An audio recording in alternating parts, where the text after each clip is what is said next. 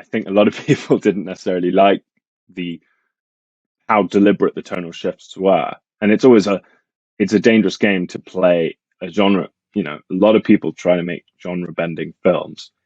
And of course, most of us, when we go and experience, we go to the movie theater, we like to have a preconception of what we're going to experience. I mean, right down to we favor we favor an actor we know, which makes absolutely no sense because everything rational would tell you, well, how can you possibly believe this story is real because Yeah. it's got Denzel Washington in it, who you love and who is brilliant, and you know, but there's no way you can believe that character, and I don't know what kind of strange missing programming we have that makes us love that and trust it, and we trust the experience we're going into.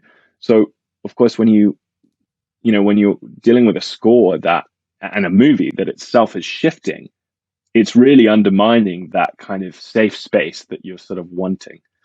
And I mean, I guess maybe there's been an opportunity recently to play with that because we also love originality and we love original thought. And I think the movie managed in a very very rare instance to carry that. And some people didn't like it, and some people didn't like that the score supported that. I mean, I think the question when Emerald hired me was really, how can we do that? How can we take the score through this sort of quite playful horror at the beginning, and then this sort of slightly old-fashioned Hitchcock thriller vibe, and then into this romantic fairy tale, and then kind of all in a washing machine and all out the other side.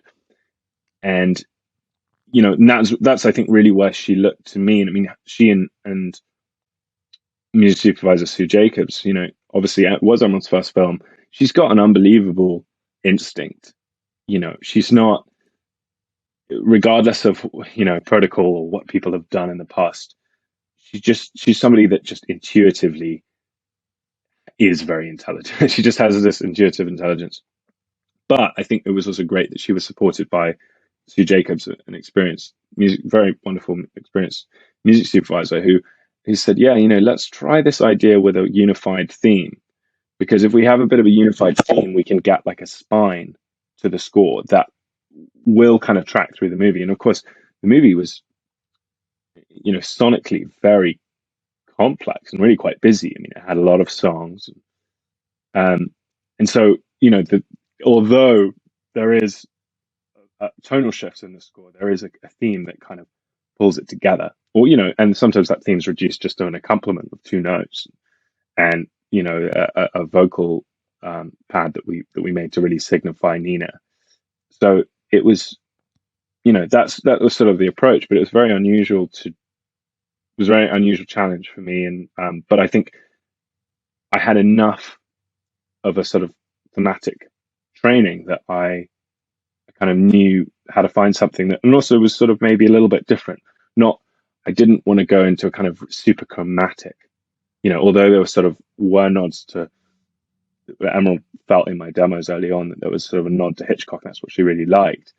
I tried to keep the language quite open and Mm. modal, so that it did feel, and a bit more modular and metric, so it did feel just a little more contemporary.